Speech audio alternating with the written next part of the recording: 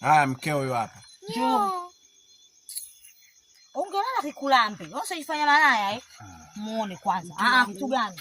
Twende huko. Yaani mimi naona kwa mwenyekiti kuchoka. Twende huko kutoka shtaki. Yaani mimi lazima kushtaki. Wewe mtu gani kazi unagombana nawe? Kila siku unaongea lakini mtu uelewe. Sikilize wewe.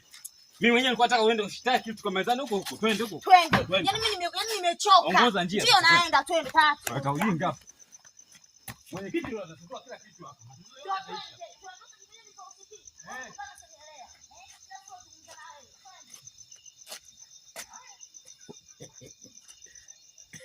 Kucha jirani naye. Kwambiaje? Twende. Mwenyekiti. Mwenyekiti. Usishike, kwani usiku mtanyingiti kwa wewe. Usikushike hiyo vipi?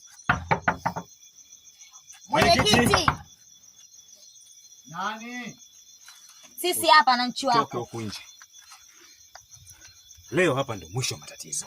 Kila kitu ulichokifanya cha kijinga hapa ndio mwisho wa matatizo. Yaani mwenyewe nimechoka. Ndio maana.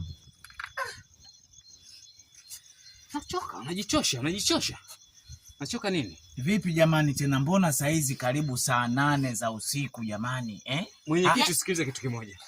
Mimi mke wangu analeta masuala ya kipumbavu, umalaya wake analeta nyumbani kwangu. Sasa mimi nimechoka hizo tabia zake, nimeleta hapa kwa ajili wewe utusuluhishe kwenye hili swala. Mwenyekiti, sikia. Yaani huyu mwanangu mimi kusema kweli simtaki. Yaani nimechoka. Alafu hivyo ananitukana hapo mbele yako, anasema mimi malaya. Mwenyekiti, sasa sikilizeni jamani. Kweli mimi ni mwenyekiti, lakini sasa jamani, mnajua mimi mwenyekiti sina mshahara.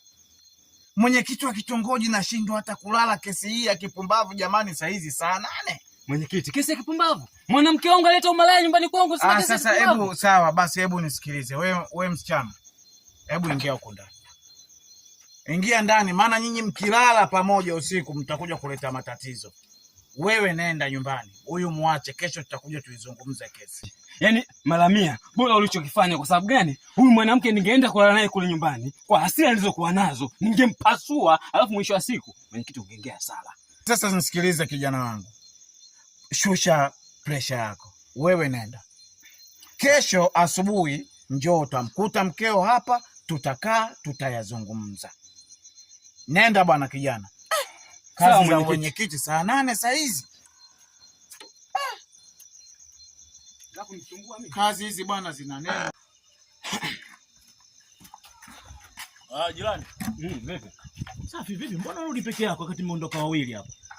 Yaani mimi hapa mke wangu ananisumbua kila siku. Anambaka kijinga. Sasa mimi hapa nimeamua kutoka naye, nimeenda kumwacha kwa mwenyekiti. Kesho asubuhi ndio tunafanya kesi.